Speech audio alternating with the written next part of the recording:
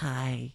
History usually has some rules to it, like don't attack Russia. They don't care if you take Moscow. Trust me, historically mislabeled short king.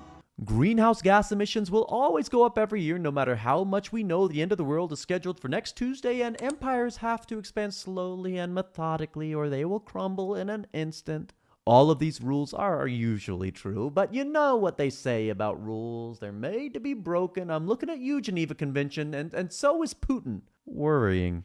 I like to imagine every school year somewhere there is a history teacher locked up in a dilapidated public school classroom, probably an annex, with unenthused students trying their absolute hardest to enlighten the youths of the world to make a better future, teaching passionately about these common rules of history, and then there's just some bespectacled know-it-all kid sitting in the front row who has to chime in with, "What about the Mongols? What about the Mongols?" So, let's talk about the Mongols. Let's clarify one thing first. Before Good Guy, Mass Mortar, and Timmy Tim Timogen, the Mongols just they weren't a thing. At least in the way that we think of them as a single culture and ethnic group currently, sure, they all spoke the same language, but so do Brits and Americans, and all those two can agree on are the color scheme. So that's the first oddity. Usually ambitions are matched to the circumstances of the time. If a people group is fractured, oftentimes great leaders come to unify them, and then try their best to hold them together. It's rare that in a single leader's life you go from a fractured people to unified peoples to invasive horde peoples.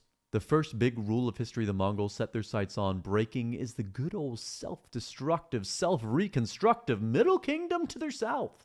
After unificating the Mongols, Genghis Gang took their business elsewhere and started eating into the civilized world, invading northern Chinese territories and starting this hip new trend that would soon be sweeping the nation called ethnocide.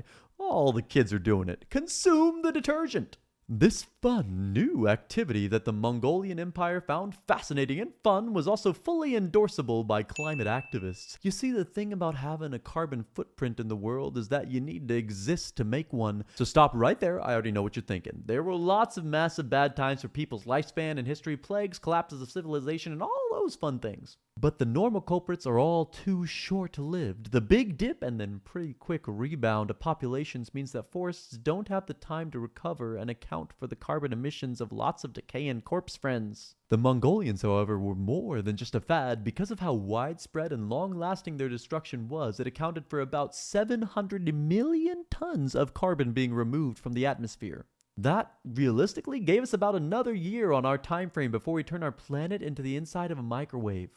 So don't you worry, we've got plenty of time. Litter as much as you want. Ignore the Native American tears like you're the entire history of the U.S. domestic policy. The Mongols just couldn't be stopped from doing things history tells us we weren't supposed to be doing. Can't invade Russia in the winter? Sorry, I can't hear you over the sound of Goyek Khan flat out appointing the princes of Rus and Kiev.